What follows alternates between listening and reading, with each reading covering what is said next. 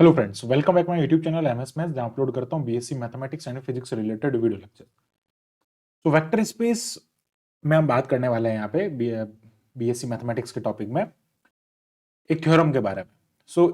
ये जो थ्योरम है वेक्टर स्पेस पे बेस्ड है। इस थ्योरम से पहले आपको जो बेसिस डायमेंशन का जो पूरा टॉपिक है वेक्टर के लिए, basis dimension, linear independent, span, इन सब की डेफिनेशन के बारे में पता होना चाहिए। तो वो सब देखने के लिए आप आई टैब पे क्लिक करें या फिर आप डिस्क्रिप्शन में जाएं, वहां आपको वीडियो मिल जाएंगे इनसे रिलेटेड, उनको आप जरूर देखें ताकि ये जो थ्योरम है, इस थ्योरम में हम जो कॉन्सेप्ट्स यूज करने वाले हैं वो कॉन्सेप्ट्स आपको अच्छे से क्लियर होंगे। And it is the one of the most important theorem, that is the existence theorem. So existence किसका? बेसिस का existence for a vector space. एक वेक्टर स्पेस के लिए बेसिस का एग्जिस्टेंस को रिप्रेजेंट करने वाली, एक एग्जिस्टेंस की कंडीशन को रिप्रेजेंट करने वाली थ्योरम का मैं प्रूफ करेंगे कि every finite dimensional vector space VF has a basis. कोई भी अगर फाइनाइट डायमेंशनल वेक्टर स्पेस है, यानी कि एक वेक्टर स्पेस आपके पास में है जिसका डायमेंशन जो है वो फाइनाइट है, ठीक है। डायमेंशन कैसा? फाइनाइट है, मतलब नंबर ऑफ एलिमेंट्स उस वेक्टर स्पेस की कैसे है? फाइनाइट है। तो उन एलिमेंट्स को, like the elements can be generated by a set of elements, a set of vectors that is known as the basis, ठीक है। वो उन सभी लाइक बेसिस के एलिमेंट से जनरेट हो जाएंगे जो कि फाइनाइट सेट है, जिनका डायमेंशन कैसा है? फाइनाइट है। ऐसा आपको प्रूफ करना है, ठीक है। हम इसके बारे में बात, इसका रिजल्ट एज, इस थ्योरम को एज ए रिजल्ट हम एक और थ्योरम में भी प्रूफ करते हैं, वो हम नेक्स्ट वीडियो में डिस्कस करेंगे। उसका वीडियो भी आप लिंक में जाके देख सकते हैं। वेक्टर स्पेस से रिलेटेड पूरा टॉपिक जितने वीडियोस हैं सारे आपको मिलेंगे। So now let's start the theorem. तो यहाँ पे हम इस थ्योरम के बारे में बात करते हैं, इसका हम यहाँ पे प्रूफ देखते हैं। सबसे पहले बात करते हैं यहाँ पे इस थ्योरम में हमको एक्चुअल में यहाँ पे बेसिस प्रूफ करना है ना। बेसिस की कंडीशन क्या होती है? तो बेसिस की डेफिनेशन कह दो या उसकी कंडीशन कह दो, तो उसकी दो कंडीशन होती है। पहला ये होता है कि S is linearly independent. S मतलब जो बेसिस हम ले रहे हैं, वो सेट जो हम ले रहे हैं वो लीनियरली इंडिपेंडेंट होना चाहिए। दूसरा, जो हमारे पास में एस का लीनियर कॉम्बिनेशन है, एस का लीनियर कॉम्बिनेशन या जिसको स्पान कहते हैं, that is equal to V, वो पूरा पूरा वीएफ के इक्वल हो जाना चाहिए, पूरा वीएफ के इक्वल होना चाहिए। ये दो कंडीशन होती है बेसिस की, हमने हमारे प्रीवियस वीडियो में डिस्कस किया है। ये सारा बेसिस पे बेस्ड है, बेसिस की डेफिनेशन, बेसिस के जो मैंने बहुत सारे क्वेश्चंस भी यहाँ पे डिस्कस किए, इंपोर्टेंट क्वेश्चंस ऑफ बेसिस, वो सब आप देख सकते हैं यहाँ पे। ये दो कंडीशन अगर हम यहाँ पे प्रूफ करते हैं, इन दोनों कंडीशन के थ्रू हम समझ सकते हैं कि बेसिस क्या होता है।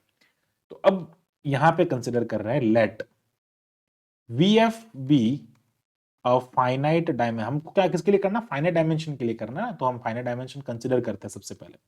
VF be a finite dimensional vector space. ये एक फाइनाइट डायमेंशनल वेक्टर स्पेस है।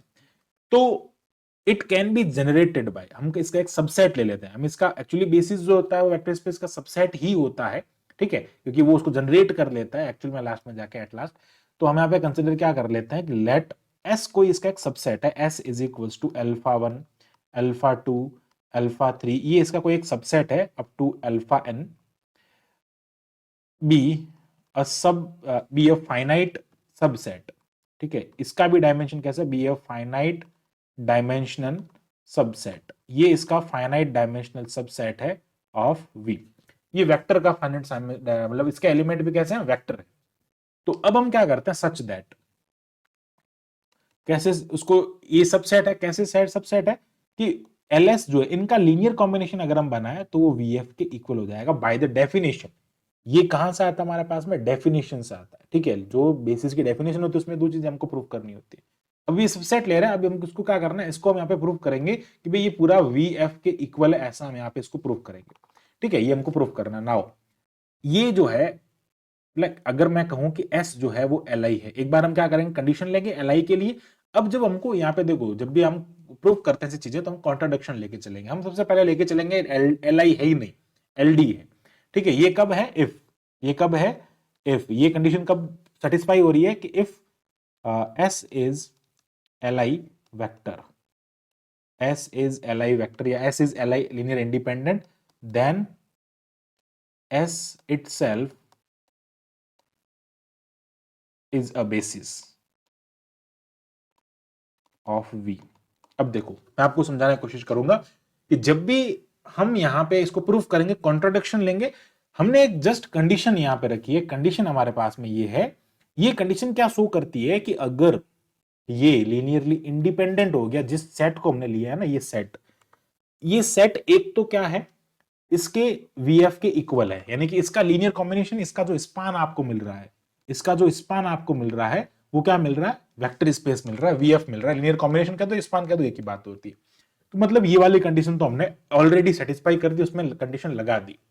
अब अगर मैं कह देता हूं कि ये लीनियर इंडिपेंडेंट होता है, हो जाए, तो ये S क्या हो जाएगा, इसका सब स्पेस, इसका यहाँ पे बेसिस बन जाएगा। दोनों कंडीशन सेटिस्फाई हो रही है, ठीक है, ऐसा हमको प्रूफ करना, ऐसा इस कंडीशन में हमने कहा। बट अब हम यहाँ पे कॉन्ट्राडिक्शन लेके चलेंगे, हम इसको Li मानेंगे ही नहीं। ये कंडीशन तो सेटिस्फाई हो गई, यहाँ पे ये कंडीशन सेटिस्फाई हो गई, अब हम यहाँ पे इसको Li नहीं मानेंगे।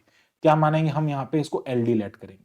क्या कंसिडर करेंगे, now suppose that if S is linearly dependent, then जब ये लीनियर डिपेंडेंट होगा तो वहां पे कुछ ऐसे अल्फा एग्जिस्ट करेंगे जिनको हम लीनियर कॉम्बिनेशन में लिख सकते हैं, ठीक है। Then alpha I belongs to S, कोई भी अल्फा वेक्टर इस S के अंदर से बिलोंग कर रहा है, विच कैन बी, सुनना ध्यान से समझना, विच कैन बी, जिसको हम एक्सप्रेस कर सकते हैं in the preceding term of linear combination. समझना, expressed can be expressed as a linear combination of preceding term, linear combination of preceding terms of vector, vector के प्रीसीडिंग टर्म के form में लिखा जा सकता है। समझना कैसे, हम यहां से कोई भी एक एलिमेंट लेते हैं, प्रीसीडिंग टर्म का मतलब सीधा सा ये है कि अल्फा 1 अल्फा 2 से अल्फा n-1 एक एलिमेंट छोड़ के हम उस पर बात करेंगे। तो अल्फा आई, उस एक एलिमेंट को हमने इधर ले लिया, alpha I is equal to, अब हम यहाँ पे स्केलर्स लेते हैं जो फील्ड है ना वहां से। Now b1 alpha 1 plus b2 alpha 2 up to कहां तक जाएगा, ये bn-1 अल्फा n-1 तक जाएगा, क्योंकि हम प्रीसीडिंग टर्म की बात कर रहे हैं। For every B I belongs to field, कहां से बिलोंग कर रहे हैं, फील्ड से बिलोंग कर रहे हैं, जो फील्ड हमारा वेक्टर स्पेस जनरेट कर रहा है, जिसपे मतलब VF जो है ना वो फील्ड होता है, स्केलर्स जो आता है वो फील्ड से आता है, वेक्टर्स कहां से आ रहा है, उसके सबसेट से आ रहा है। कौन सा सबसेट लिया हमने, S, उसका V का हमने S सबसेट लिया है, जो उसको स्पान, जो उसका स्पान है उसका LS है। अब हम उसको LI LD लेके प्रूफ कर रहे हैं और उसको हम LI बनाएंगे। ये अपने दिमाग में रहना चाहिए क्या कर रहे हैं और आगे क्या करना है, ठीक है। अब देखो, जब हमने ऐसा लिया है तो अब हम यहाँ पे क्या कंसिडर कर रहे हैं कि इफ वी ओमिट, यहां से समझना है, if we like remove this like LI vector को अगर हम यहां से रिमूव करना चाहते हैं तो रिमेनिंग जितने भी टर्म्स होंगे वो S डैश में चले जाएंगे। ये LI इस टाइप के जितने भी एलिमेंट्स है उसको हम यहाँ पे हटा रहे हैं, तो यहाँ पे क्या लिखेंगे, if we remove this vector, okay, alpha i मतलब this vector, if we remove this vector alpha i from S जो है हमारा ये वाला सेट, इसके अंदर से अगर हम इस ऐसे ऐसे कॉम्बिनेशन करने वाले जितने भी एलिमेंट्स हैं उसको हटा देते हैं, देन द रिमेनिंग जो रिमेनिंग टर्म्स होंगे हमारे पास में, देन द रिमेनिंग सेट, उस रिमेनिंग सेट को हमने S डैश नाम दिया है, ऑफ m-1 वेक्टर्स। अभी हमारे पास में जो वेक्टर्स है वो वेक्टर्स n है, फिर सॉरी n-1 है, कितने, n-1 तक जा रहा है ना। अब हमने ऐसे लीनियर कॉम्बिनेशन बनाने वाले सारे वेक्टर्स को रिमूव कर दिया है, तो क्या हो जाएगा, m माइनस वेक्टर्स हमारे पास में रहेंगे। पूरा टोटल अगर मैं कहूं ये टोटल पूरा m है, ये पूरा टोटल m है, तो अब m एक एलिमेंट, उसमें इस टाइप का एक एलिमेंट हमने वहां से रिमूव कर दिया है, तो अब बन जाए एक टाइप का एलिमेंट हमने रिमूव कर दिया तो m-1 बन जाएगा, ठीक है। अब समझना, जब हमने यहाँ पे इस टाइप के वेक्टर्स को हमने यहाँ पे रिमूव किया है, अब होगा क्या देखना, ये जो V जो होगा अब वो जनरेट किससे होगा, V ओनली S डैश से जनरेट होगा। अब हमने नया सेट कंसिडर कर लिया ना, S डैश, हमने उस S में से चीजें हटा दी तो S डैश बन गया। तो यहाँ पे क्या होगा आप समझना, यहाँ पे जो आपके पास में सेट बनेगा वो क्या होगा, alpha 1 alpha 2 up to alpha I-1, ठीक है। अल्फा I+1 हो सकता है, कोई भी ith टर्म लेंगे, अल्फा I+1 से लेके वो कहां तक जाएगा, अल्फा m तक जाएगा। इज ऑल्सो, ये भी क्या करेगा, उसको जनरेट कर देगा, क्योंकि हमने S सेट में से अल्फा आई टर्म हटाया तब हमको अल्फा S डैश मिला, तो S dash can be generate the vector space, so also generates the vector space, ये भी वेक्टर स्पेस को जनरेट कर देगा। It means L S dash जो इसका भी स्पान होगा, इसका भी लीनियर कॉम्बिनेशन होगा, वो वी एफ को जनरेट कर रहा है। ठीक है, ये L S is equal to V F कह दो या वी हो जाएगा। ओके, नाउ फॉर, अब हम क्या करेंगे, for alpha belongs to V, alpha V से बिलोंग कर रहा है, वेक्टर से बिलोंग कर रहा है, कोई भी एलिमेंट हमने अल्फा वेक्टर ले लिया, एंड इसका जो ये जो हमारे पास में लीनियर स्पान है, कंडीशन हमने यहाँ पे सेटिस्फाई की, वो इसके बराबर हो गई। अब इसका लीनियर कॉम्बिनेशन बनाएंगे, तो अल्फा इज इक्वल्स टू क्या हो जाएगा, ए वन, अब ए किससे आ रहा, फील्ड से आ रहा, ए वन अल्फा वन प्लस ये हो जाएगा ए टू अल्फा टू, कहां तक जाएगा ये, ए आई माइनस वन, फिर alpha i minus one, A i plus है ना, इसी इस वाले एलिमेंट्स है ना, इनके साथ में लीनियर कॉम्बिनेशन ले रहे हैं, तो आगे हो जाएगा हमारे पास में plus A i plus one alpha i plus one, और ये कहां तक जाएगा, ए एम अल्फा एम तक जाएगा, for every alpha I belongs to field, कहां से आ रहे हैं, अल्फा आई हमारे पास में फील्ड से आ रहा है। तो ये यहां तक हमने किया है जो एस सेट था। अभी तक हमने क्या किया, आपको वापस बता देता हूं, हमने एक एस सेट कंसिडर किया, उसको लीनियर कॉम्बिनेशन में लिखा, उसमें से हमने अल्फा आई टाइप के एलिमेंट को हटाया, तो हमारे पास में एस डैश सेट बना। अब S dash set actually S का सबसेट है, तो वो भी वेक्टर स्पेस को जनरेट कर सकता है। ठीक है, अब यहां पे हम बात करते हैं अल्फा जो हमारे पास में है, इस अल्फा के बारे में। ठीक है, अब इस अल्फा के बारे में बात करते हैं। नाउ अल्फा एम जो है हमारे पास में, ये अल्फा एम, इस अल्फा एम को समझते हैं। ठीक है, या फिर एक काम कर सकते हैं, अल्फा एन माइनस वन, हमने क्या किया, N minus alpha i minus one तक लिखा हमने वहां पे, अल्फा ए आई हो जाएगा हमारे पास में, एक सेकेंड यहां से मुझे चेक करने दो, alpha A i plus one हो जाएगा। ओके, नाउ अब क्या होगा, देखो जो अल्फा है ना, उसको हम क्या कर रहे हैं, इस वाले फॉर्म में लिख रहे हैं, ये हमारे पास में क्या है, अल्फा आई है, ये क्या है, अल्फा आई है, इस अल्फा आई की वैल्यू को हम यहां रखेंगे, अल्फा आई की वैल्यू को हम यहां रख देंगे। ठीक है, alpha i minus one, alpha i minus one तक जा रहा है। ठीक है, इस अल्फा आई को हम यहां रखेंगे, भैया इसके बीच में कोई अल्फा आई आएगा। ठीक है, एक काम करते हैं ना यार, अल्फा आई माइनस वन से अल्फा आई आएगा, फिर अल्फा आई प्लस आएगा। ठीक है, एक सेकंड, यहाँ पे बीच में अल्फा आई भी तो आएगा, सॉरी फॉर दैट, ये जो टर्म आएगा ना यहाँ पे भैया, अल्फा आई माइनस वन से फिर अल्फा आई आएगा, एक सेकेंड, यहाँ पे क्या आएगा, ए आई आएगा, फिर अल्फा आई आएगा, and then a i plus one होगा, and then alpha i plus one होगा, और उसके बाद में चलते चलते ए एम और अल्फा एम आएगा। ठीक है, एक चीज ध्यान रखो, यहाँ पे क्या आएगा, अल्फा आई भी आएगा बीच में। ठीक है, ओके, यहाँ पे जो है अल्फा आई भी बीच में आएगा। एक काम करते हैं, इसको थोड़ा आगे कर देते हैं, अल्फा आई भी जो है वो यहाँ पे बीच में टर्म में आएगा, तो यहाँ पे लिख देते हैं अल्फा आई। ओके, सॉरी, चलो अब ये अल्फा आई जो है, इसका वैल्यू हम यहाँ पे पुट करते हैं, तो अल्फा आई का वैल्यू पुट करेंगे तो हमको क्या मिलेगा, यहाँ से a one alpha one plus a two alpha two, plus ये हो जाएगा a i minus one alpha i minus one, plus ये हो जाएगा ए आई। अब अल्फा आई का वैल्यू हम यहां से पुट करेंगे from the equation number one. Okay, तो ये क्या हो जाएगा, B one alpha one plus क्या हो जाएगा, बी टू अल्फा टू, और ये कहां तक जाएगा, b i minus one. Okay, b i minus one या b n minus one, b n minus one तक जाएगा, या फिर हम इसको आई की टर्म में लिख रहे हैं तो इसको भी हम आई लिख देंगे, कोई दिक्कत नहीं है। तो बी आई माइनस वन और अल्फा आई माइनस वन तक जाएगा। ठीक है, अल्फा आई माइनस वन तक जाएगा, और आगे वाले टर्म एज इट इज आ जाएंगे। एक टर्म ये आ जाएगा अल्फा आई प्लस वन। ठीक है, एक सेकेंड, जस्ट यहीं पे लिखना पड़ेगा, alpha I A i plus one alpha i plus one, because just उसका आगे वाला टर्म है ना, ये एक कम टर्म, ये वही टर्म, और एक उससे आगे वाला टर्म। ठीक है, आई माइनस वन उससे पीछे वाला, उसके आगे वाला आई प्लस वन, एंड देन उसके आगे चलते चलते हमारे पास में ए एम और अल्फा एम टर्म आएंगे। ओके, अब क्या करना है, इनको इनके लीनियर कॉम्बिनेशन में लिखना है, तो हम क्या करेंगे, सिंपल सा अल्फा लिखेंगे। लीनियर कॉम्बिनेशन बनाने के लिए आपको वेक्टर्स बाहर लिखने पड़ेंगे और सारे स्केलर्स को अलग करना पड़ेगा। स्केलर्स कौन हो जाएंगे यहाँ पे, अगर हम इनके बारे में बात करें, अल्फा वन निकालना हमको, ये हो जाएगा, तो अल्फा वन इस टाइप से बाहर आ जाएगा, तो यहां से क्या आएगा, देखो एक तो हो जाएगा ए वन प्लस क्या हो जाएगा, यहां से ये ए आई इसके साथ में मल्टीप्लाई होगा, तो क्या आएगा, ए आई इंटू बी वन, समझ पा रहे होंगे आप, इस टर्म ये टर्म अंदर मल्टीप्लाई होगा, एंड देन कॉमन क्या आएगा, अल्फा वन कॉमन आएगा, फिर हमारे पास में यहाँ ए टू आएगा, फिर ये क्या हो जाएगा, ए आई मल्टीप्लाई होके बी टू होगा, और देयर अल्फा टू कॉमन आएगा।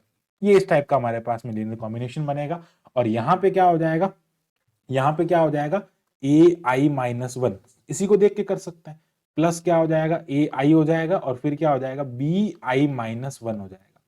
ठीक है, आगे चलेंगे, आगे चलने पे ये तो यहीं तक कॉमन आएगा। ठीक है, इन टर्म तक किस कॉमन आएगा, आगे वाले टर्म तो सारे इंडिपेंडेंट है, आगे वाले सम सारे इन इन इस टर्म से, ये वाला जो है ना, ये कॉम्बिनेशन इन इनके साथ में कॉमन आएगा, बाकी आगे वाले के साथ में कॉमन नहीं आएगा। आगे वाले टर्म तो ऐसे ही रहेंगे, वो क्या हो जाएगा, a i plus one alpha i plus one. ठीक है, और ये चलता जाएगा ए एम अल्फा एम तक। क्लियर है। अब यहाँ पे इनको हम इनके लीनियर कॉम्बिनेशन में लिख सकते हैं, ये वाले टर्म इंडिपेंडेंट रहेंगे, इनको कोई फर्क नहीं पड़ेगा, क्योंकि हमने एक प्रीसीडिंग टर्म लिया था। तो क्या हो जाएगा, अल्फा कैन बी, ये जो हमने यहाँ से अल्फा लिया है ना, अल्फा कैन बी, ये हमने यहाँ से जो अल्फा लिया है, ये अल्फा जो है वो, ये हमने यहाँ पे अल्फा लिया, तो अल्फा कैन बी, एक second, alpha can be expressed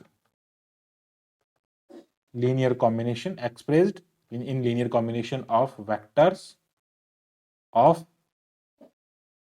linear combination of vectors। ठीक है, अल्फा को हमने linear combination of vectors of preceding term, एक सेकंड, प्रीसीडिंग टर्म में हमने ऊपर लिख दिया ना। ठीक है, ओके, यहां तक हो जाएगा। तो अल्फा को हमने लीनियर कॉम्बिनेशन में एक्सप्रेस्ड कर दिया, मतलब हमने ये प्रूव कर दिया, मतलब हमने यहाँ पे ये प्रूव कर दिया है।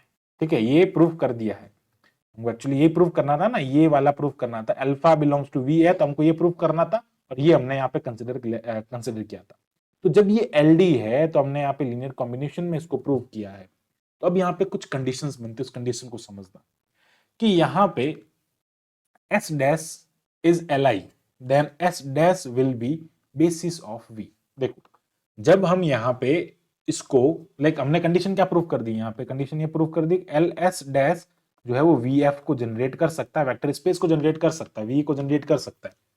ठीक है, अब एक कंडीशन तो फॉलो हो गई, सेकंड कंडीशन क्या बनती है, एल आई होना चाहिए, एस डैश एल आई होना चाहिए, तब वो वी को जनरेट कर सकता है। ठीक है, अब आपको थोड़ा सा यहाँ पे स्टेप याद रखने पड़ेंगे कि कौन सा स्टेप किसके बाद में करना है, आपको रिवाइज भी करा दूंगा। एस हमने लेट किया, उसमें से अल्फा आई हमने एलिमेंट निकाला, फिर अल्फा आई को रिमूव जब किया तो उसका एक प्रीसीडिंग टर्म हमको मिला, ये वाला कॉम्बिनेशन मिला, इसको हमने एस डैश सेट नाम दिया, उसका हमने लीनियर कॉम्बिनेशन बनाया, और वापस हमने अल्फा आई की जो वैल्यू है उसको हमने यहाँ पे रखा। इतना ही काम किया, फिर ये एक लीनियर कॉम्बिनेशन, ये आप देख सकते हैं, ये लीनियर कॉम्बिनेशन हो जाएगा, लीनियर कॉम्बिनेशन की फॉर्मेट में आ गया। अब कंडीशन समझना, कंडीशन ये कहता है कि अगर s dash, if s dash be a li, if s dash is li, then s dash will be a basis। s dash क्या हो सकता है, vf का एक बेसिस बन सकता है, this is the condition of basis. Now but if s dash is ld, अभी हमने s dash को ld ले रखा, बिकॉज हमने s ld लिया था, s हमने ld कंसिडर किया था कॉन्ट्राडिक्शन के लिए, s ld लिया है, तो भैया s dash भी क्या होगा, उसमें से एक टर्म हटा है, वो भी तो s dash ही होगा। But if s dash is ld, then preceding above after, उनका जो प्रीसीडिंग होगा ना, preceding above after some finite, उसका एक टर्म प्रीसीड, उसका एक प्रीसीडिंग टर्म एक टर्म पीछे का लेने पे after finite step, after finite number of step, आप देख सकते हैं after finite number of step, यहां तक ये फाइनाइट नंबर ऑफ स्टेप तक तो क्या हो रहा है, वो लीनियर कॉम्बिनेशन बन रहा है, बट आगे नहीं बन रहा है। यहां तक लीनियर कॉम्बिनेशन बन रहा है, बट इसके आगे लीनियर कॉम्बिनेशन नहीं है ना। यहाँ पे एक सेकंड, यहाँ पे ना अल्फा आई माइनस वन आएगा बाहर। ठीक है, तो क्या कहा, आफ्टर यहाँ पे हमने लिखा after finite number of step we can obtain L I. यहाँ पे हम आफ्टर फाइनाइट नंबर, तो हम यहाँ तक क्या कर सकते हैं, एल आई हमको यहाँ पे मिलेगा, जो कि क्या होगा, subset of S which generates V and which is there for a basis. देखो इस लाइन को समझो, इस लाइन को समझना, जो यहां तक आ रहा है वो क्या बन रहा है, इसका लीनियर कॉम्बिनेशन इसका आगे तो लीनियर कॉम्बिनेशन नहीं है ना, ये लीनियर कॉम्बिनेशन में नहीं है, यहाँ एक्चुअली ये तो है तो लीनियर कॉम्बिनेशन में, यानी कि अल्फा वगैरह ये सारे आ रहा है। बट एक बात आप यहाँ ध्यान से समझे कि ये जो टर्म्स बन रहे हैं आफ्टर फाइनाइट, यहाँ पे कुछ फाइनाइट टर्म्स के बाद में क्या बन रहा है, वो एस डैश का लीनियर कॉम्बिनेशन बन रहा है, और आफ्टर उसके सॉरी ये यहाँ तक एस का बन रहा है, सॉरी कंफ्यूज, एक सेकेंड, आई थिंक यहाँ पे कोई कंफ्यूजन, ओके क्लियर है। तो यहां से क्या हो जाएगा, ये बन रहा है एस डैश के लिए और ये बन रहा है एस के लिए। ठीक है, पूरा टोटल अगर आप देखें लीनियर कॉम्बिनेशन जो हो रहा है वो अल्फा आई माइनस वन तक बन रहा है। आई माइनस वन तक हमने किसमें लिया था, एस सेट के अंदर लिया था। ठीक है, यहाँ पे ज्यादा इतना डीपली हम डीपली नहीं समझने की कोशिश करेंगे, जितना समझेंगे कि ये इसका एल आई हमने यहाँ पे एल डी कंसिडर किया था, तो एल डी कंसिडर करने पर होता क्या है, not all zero. L D consider करने पे क्या होता है हमारे पास में, एल डी कंसिडर करने पे हो जाता है नॉट ऑल जीरो, सारे जीरो नहीं होते हैं। ठीक है, तो उस कंडीशन में वो एल डी हो जाता है, तो यहाँ पे सारे जीरो नहीं हो रहा है, तो एल डी केस लिया तो उसमें हमको क्या मिला, यहाँ पे ये एल मिला after finite number of step के बाद हमको वो एल मिल जाता है, और उस कंडीशन में वो उसका सबसेट हो जाता है। जब एल भी मिल जाता है और ये भी मिल जाता है तो वो उसका बेसिस हो जाता है। ये तो होगी एक कंडीशन। अब हो क्या सकता है इसमें, like the at most, then at most it may be happen that will be left with only one element या फिर only one a subset of S which contain only one non-zero vector। देखो ज्यादा से ज्यादा अगर हम कहें इसके अंदर क्या हो सकता है, तो ज्यादा से ज्यादा एक काम और हो सकता है कि या तो उसके अंदर क्या बन जाए, आपके पास में एक ही एलिमेंट मिले, नॉन जीरो एलिमेंट, एक ही एलिमेंट मिले जो कि जीरो वेक्टर नहीं हो, एक ही आपको एलिमेंट मिले जो जीरो वेक्टर नहीं हो, ठीक है, जो वेक्टर है उसका जीरो जो होता है जीरो ऑफ वेक्टर वो नहीं होना चाहिए, उसके अलावा नॉन जीरो एक ही एलिमेंट मिले, ठीक है। अब वो एक ही एलिमेंट जो है वो विच स्पान वी, जो कि उसको स्पान कर सके, ठीक है। As we know that every set containing single element is L I. देखो अब आपसे कहे, समझना है इसको, या तो आपको इस टाइप का लीनियर कॉम्बिनेशन मिल जाए तब ये कंडीशन सेटिस्फाई हो जाए। अब मैं कहूं एक सेट है आपके पास में, उसमें एक ही टाइप का एलिमेंट है, एक ही एलिमेंट, आपको ज्यादा से ज्यादा ये जीरो तो हो नहीं सकता, जीरो तो हो नहीं सकता, एक एलिमेंट मिले और वो कैसा मिले, नॉन जीरो मिले, कैसा मिले, नॉन जीरो मिले, तो ये वाला जो एक एलिमेंट है वो पूरे वीएफ को स्पान कर सकता है। और एक एलिमेंट जो होता है, सिंगल एलिमेंट कंटेनिंग सेट जो होता है ना, वो हमेशा एल आई होता है, तो ये कैसा हो जाएगा, एल आई हो जाएगा।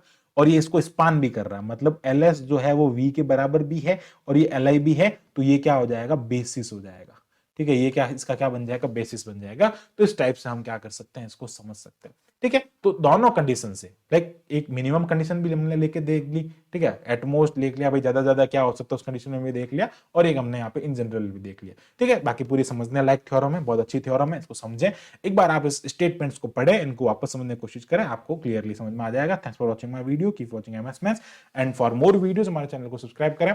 Thank you, bye bye.